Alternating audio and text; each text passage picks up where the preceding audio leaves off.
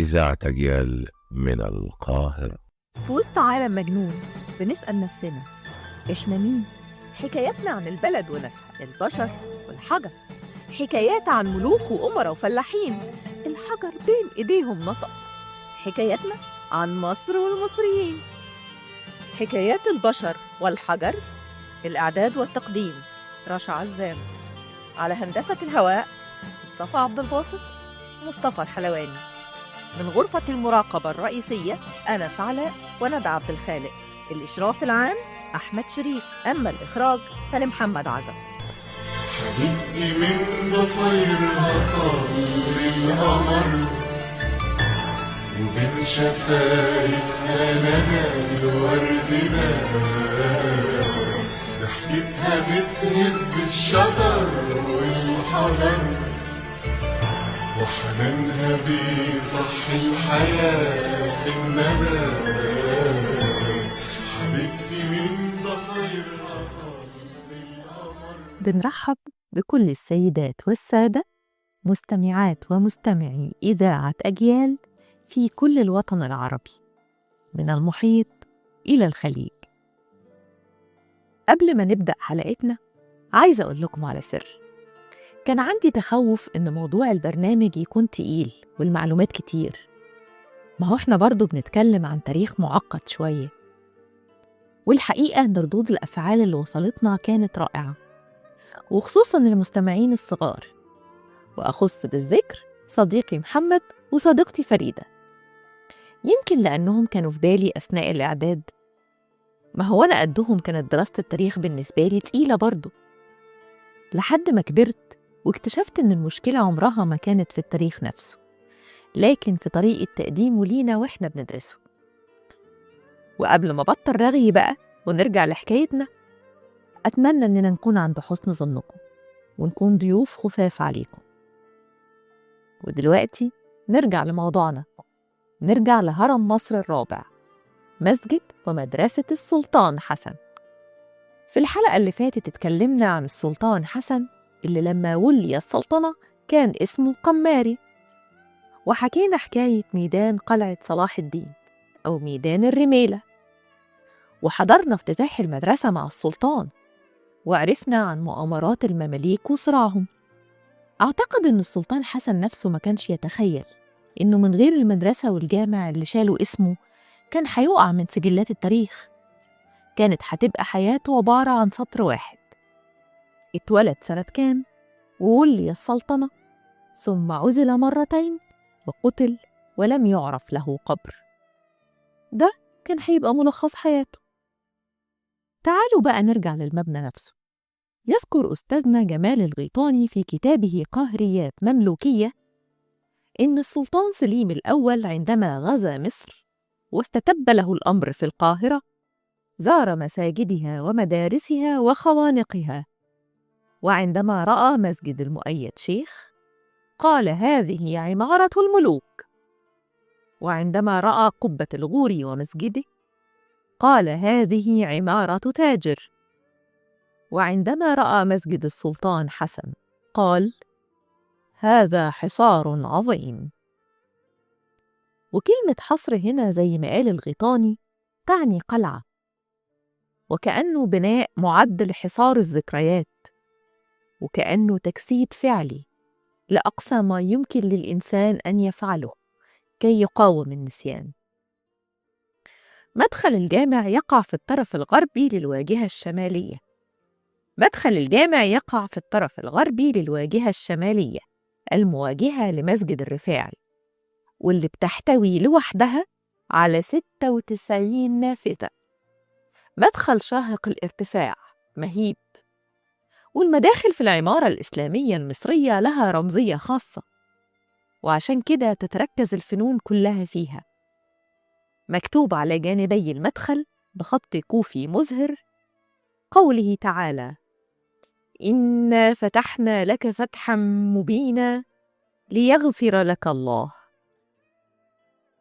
هنلاقي كمان مربعين كتب على أحدهما بالخط الكوفي المربع لا إله إلا الله محمد رسول الله، وعلى الآخر أسماء الخلفاء الراشدين الأربعة أبو بكر، عمر، عثمان، وعلي عليهم رضوان الله تعالى.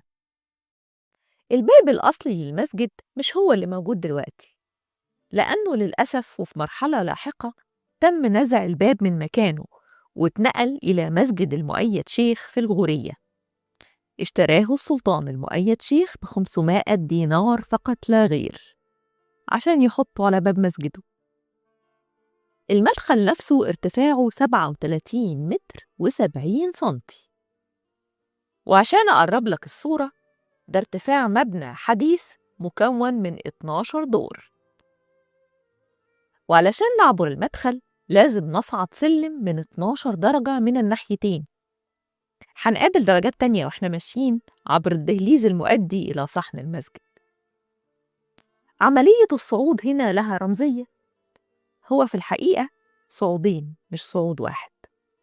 صعود مادي لأن درجات السلم بترفع أرضية المسجد عن مستوى الطريق والمنشآت الملحقة بالمسجد زي دورات المياه والساقية مثلاً.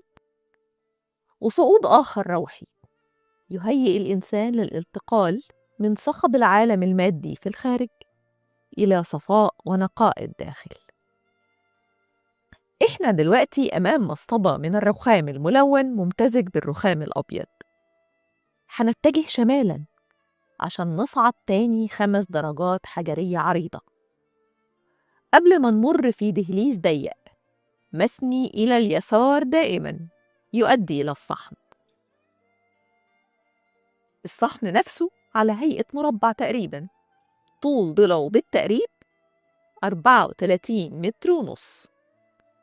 الأرضية مفروشة بالرخام، وفي المركز تماماً فسقية للوضوء تعلوها قبة خشبية قائمة على 8 أعمدة. كتب على القبة آية الكرسي بتاريخ الانتهاء منها. يحيط بالصحن 4 إيوانات للمدارس الفقهية ال4. ال4 إيوانات متعامدة متواجهة، وعشان نقرب الصورة هم على شكل علامة زائد كبيرة. أكبرهم الإيوان الشرقي حيث القبلة، الإيوان اللي عمقه 28 متر، وبصدره المحراب المحلى بالرخام الملون والزخارف. يحتوي المحراب على بابين يوصلان إلى القبة. القبة نفسها بقى مربعة، طول كل ضلع من أضلاعها 21 متر، ارتفاعها في أعلى نقطة 48 متر، وده ارتفاع مبنى مكون من 15 دور. بها محراب من الرخام محلى بزخارف دقيقة، ويتوسط القبة تركيبة من الرخام كتب عليها أنها أنشئت سنة 786 هجرية 1384 ميلادية برسم تربة السلطان السعيد الشهيد الملك الناصر حسن وذريته. لكن زي ما قلنا الحلقة اللي فاتت، السلطان ما اتدفنش فيها لأنه قتل ولم يعرف له قبر، لكن اللي اتدفن فيها أولاده الاثنين، الشهاب أحمد وأخيه إسماعيل. وأودع بالقبة كرسي المصحف المكون من حشوات سن وأبانوس وخشب تم دقه بالقيمة الدقيقة. ال4 مدارس كان أكبرهم المدرسة الحنفية، إذ تبلغ مساحتها 898 متر. تتكون كل مدرسة من إيوان وصحن تتوسطه فسقية، و4 طوابق فوق بعض لها شرفات على الصحن ونوافذ على الواجهات. أما فسقية المدرسة الحنفية فاتنقلت إلى مسجد الطنبوغة المرديني بواسطة لجنة حفظ الآثار العربية سنة 1317 هجرية 1899 ميلادية. نيجي بقى لنظام المدرسة. ما هو السلطان حسن مش هيعمل الصرح ده كله ويسيبه من غير نظام. عين السلطان مدرسين للمدارس الفقهية ال4، كل مذهب له شيخ و100 طالب، وعين مدرس لتفسير القرآن وده كان معاه 30 طالب. كمان مدرس للحديث النبوي ومقرئ لقراءة الحديث، ومعاهم الاثنين 30 طالب. وفي الإيوان القبلي عين شيخاً مفتياً، وعين مدرس عالماً بالقراءات ال7، وعين 2 مراقبين لتسجيل الحضور والغياب، واحد بالليل والتاني بالنهار. نظام البصمة يعني زي ما بنقول اليومين دول. وكمان ألحق بالمدرسة مكتبين لتعليم الأيتام القرآن والخط، وقرر لهم كسوة. لما كان اليتيم يتم الحفظ كانت تصرف له مكافأة 50 درهم، ويمنح مؤدبه مثلها، مؤدبه اللي هو شيخه يعني. وكمان عين 3 أطباء، باطني، عيون، وجراح، يكونوا موجودين كل يوم لعلاج من يحتاج إلى العلاج من الطلبة والموظفين. زي ما احنا شايفين كده، مؤسسة كاملة ونظام صارم ورعاية لكل فرد داخل المؤسسة، نموذج للتحضر والرقي. الناس حواديت حكايات الدنيا تكتبها، الناس شبابيك وبيوت مقفولة على أصحابها، الناس حواديت حكايات الدنيا تكتبها، الناس شبابيك وبيوت مقفولة على أصحابها،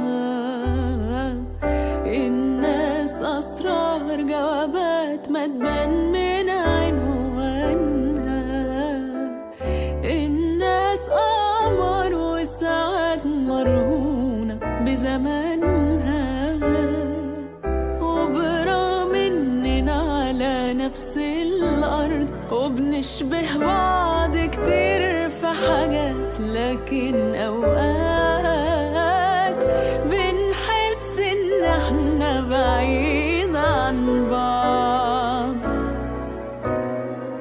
ماشيين في حياة بالطول والعرض، عايشين حكايات بنعدى وفات، وبننسى ساعات إن احنا أكيد ملناش غير بعض. الناس حواديت.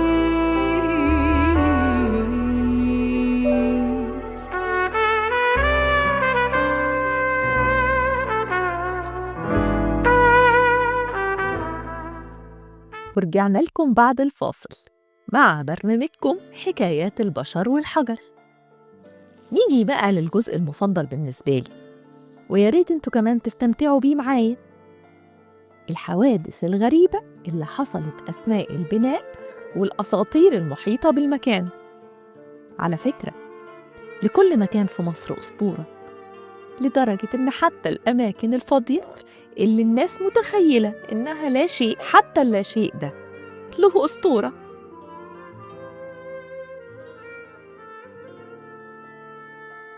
في أثناء البناء حصلت كذا حادثة غريبة، حاجات السلطان اتشائم منها، وحاجات العمال اعتبرتها لعنة، زي مثلا انهيار المئذنة الرئيسية أثناء البناء. وفقاً لما ذكره المقريزي في كتابه المواعظ والاعتبار بذكر الخطط والآثار، فإن المئذنة الرئيسية للمسجد انهارت أثناء إنشائها في العام 1361 ميلادية، الحدث اللي أدى لمقتل 300 شخص ما بين عمال ومشرفين على البناء. طبعاً وقتها السلطان اعتبر الحدث ده نذير شؤم، وإن مشروعه الضخم لن يكتمل بشكل سليم. كمان بعض الروايات بتقول إنه في الأوقات اللي كان بيحصل فيها حوادث أو تأخير في البناء، كان بيظهر في السماء طيور سودة كبيرة تحوم حول الموقع بشكل مستمر. تواردت كمان بعض القصص عن اختفاء بعض مواد البناء مثل الأحجار والأخشاب ليلاً بشكل غامض. الأمر طبعاً اللي فسره العمال وقتها إن في كائنات خفية أو أرواح بتحاول تعرقل عملية البناء. عزز الاعتقاد ده عندهم إنهم كانوا بيسمعوا أصوات همهمات وصراخ قادمة من تحت الأرض في أثناء العمل. عايز رأيي؟ ده غالباً زي الحريق اللي بيحصل قضاء وقدر في أيام الجرد السنوية. وفي كمان مرويات شعبية إنه في بعض الليالي القمرية كان بيظهر ضباب غامض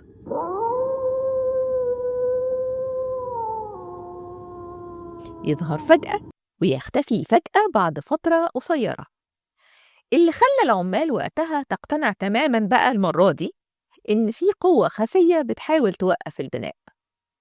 حط نفسك مكانهم كده، ممكن يكون عندك تفسير تاني. وطبعاً زي كل الأماكن القديمة في شوية أساطير محيطة بالمكان. احنا اتفقنا بقى إن عندنا أصل الأشياء حتى الأساطير. وكل واحد عنده حلم مصدقه بيجيله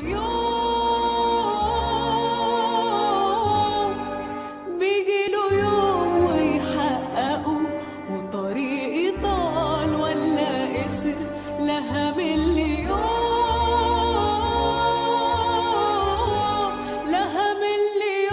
ولا هنكسر. وكل واحد عنده حلم مصدقه بيجيله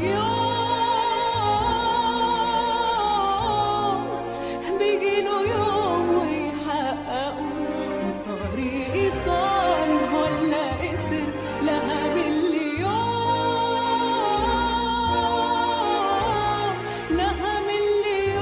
ولا هنكسر.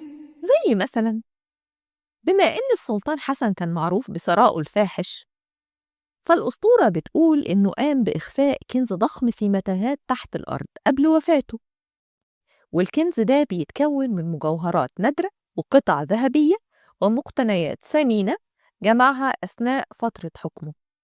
وطبيعي أي كنز يلزمه تعويذة سحرية ولعنة لحمايته من العبث أو السرقة. ففي روايات بترجح إن السلطان استعان بمشعوذين لإتمام المهمة دي، من باب يعني إنه بيدي العيش لخبازه. وطبعاً اللي زاد من احتمالية تصديق الأسطورة إن في لصوص حاولوا الحفر تحت المسجد في القرن ال19، لكنهم ومن لحظتها اختفوا ولم يعثر عليهم أبداً أو على جثثهم حتى إلى يومنا هذا. ويقال إن بعض المستكشفين الأوروبيين في القرن ال19 برضو حاولوا العثور على الكنز، لكن المكان قابلهم بانهيارات أرضية وقفت الاستكشافات دي. ما هي الأماكن عندنا كمان لها إرادة، مش بتفتح قلبها غير بمزاجها.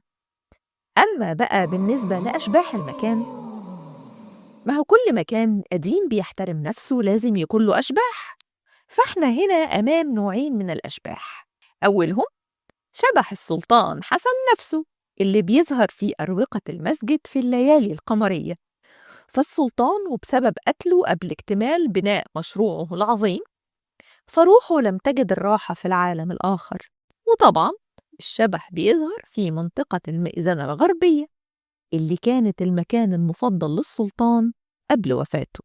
أما أرواح من قتلوا أثناء البناء فيبدو أنها قررت تكمل مهمتها بحماية المسجد. في الليالي التي يغيب فيها القمر ممكن تسمع صراخ وأصوات همهمات قادمة من داخل المسجد، زي ما تكون في معركة بتدور بالداخل. كمان بعض الزوار والحراس قالوا إنهم سمعوا صليل سيوف وصرخات قتالية مصدرها المناطق الداخلية للمسجد. أما المئذنة الغربية التي كانت المكان المفضل للسلطان، ففي أسطورة بتقول إنها كانت كمان مكان بيقوم فيه بطقوس سرية، وإنها بتحتوي على غرفة سرية مخبأ بها أسرار ووثائق هامة، وإن السلطان كان بيجتمع في الغرفة دي بمستشارين سريين. يعني الغرفة سرية والوثائق سرية والمستشارين كمان سريين. اوعوا تقولوا لحد بقى عشان ده سر. أما بقى النقوش والزخارف الموجودة على الجدران فهي كمان أسطورة. يقال أنها تحتوي على تعويذات سحرية وآيات قرآنية لها أسرار خفية. الظاهر إن ده كان التفسير الشعبي لصمود هرم مصر الرابع ضد الكوارث الطبيعية والأعداء. أما موقع المسجد فتسبب في إنه ما يكونش بس مسجد ومدرسة. المماليك اتخذوا من المبنى حصن ليهم في بعض الأوقات، لأنه أمام قلعة الجبل مباشرة، وكل ما تحصل فتنة بينهم ويمسكوا في بعض تصعد فرقة من الفرقتين المتحاربتين إلى أعلى المبنى ويضربوا القلعة، لدرجة إن السلطان الظاهر برقوق آخر ما زهق أمر بهدم السلم الموصل إلى سطح المدرسة، وسد ما وراء الباب النحاسي الكبير، وفتح أحد شبابيك المدرسة عشان يوصل إلى داخلها. يعني الطلبة في الوقت ده كانوا بيدخلوا المدرسة نط من الشباك. وبعد سنين كتير صرح بالآذان في المنارتين، وأعيد بناء الدرج والبسطة، وركب باب بدل اللي أخده المؤيد شيخ. لكن ريما رجعت لعادتها القديمة، ورجع الأمراء يهاجموا القلعة من المدرسة، فأمر السلطان أبو سعيد جمقق بهدم السلالم الموصلة إلى المنارات. ده كان سنة 842 هجرية.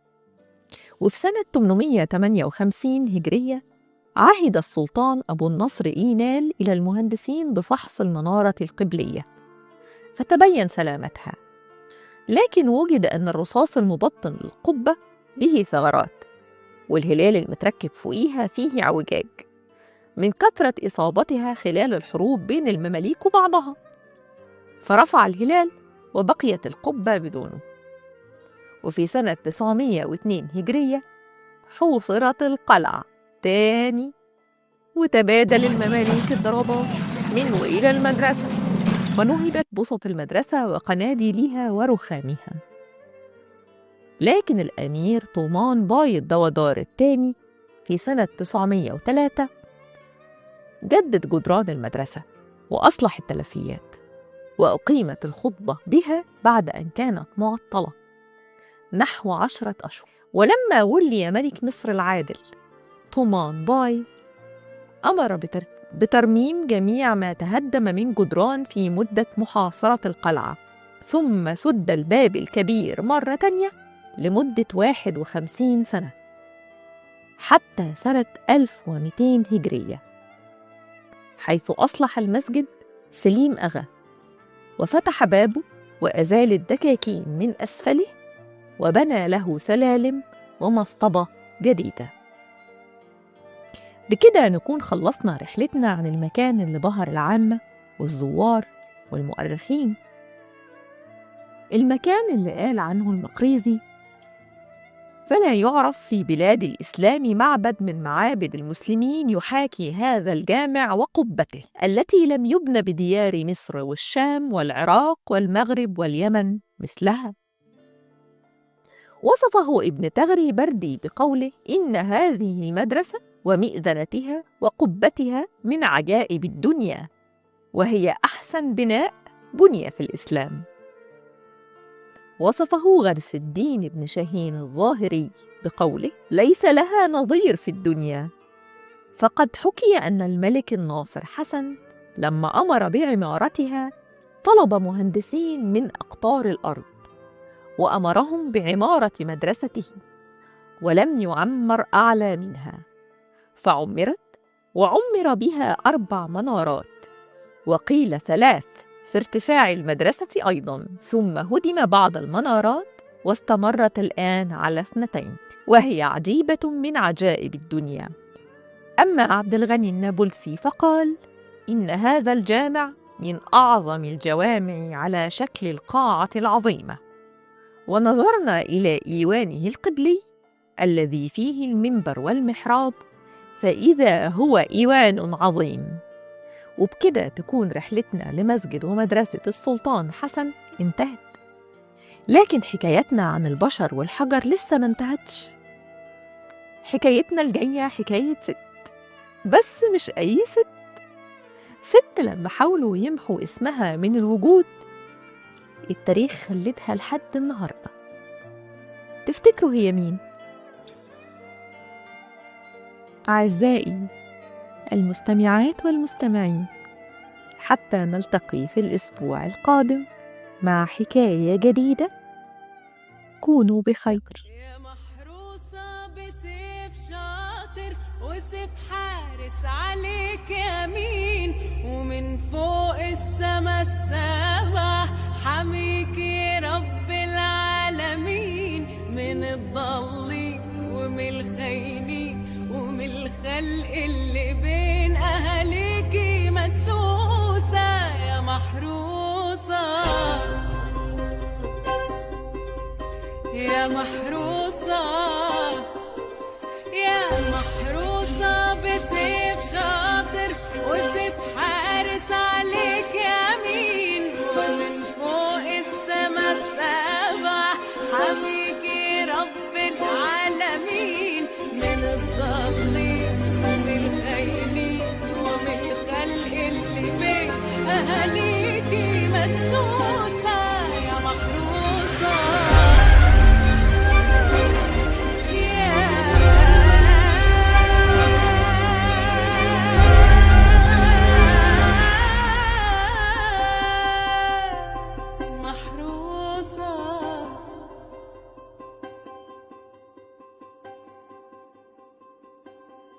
إذاعة أجيال من القاهرة. حكايات البشر والحجر. الإعداد والتقديم رشا عزام.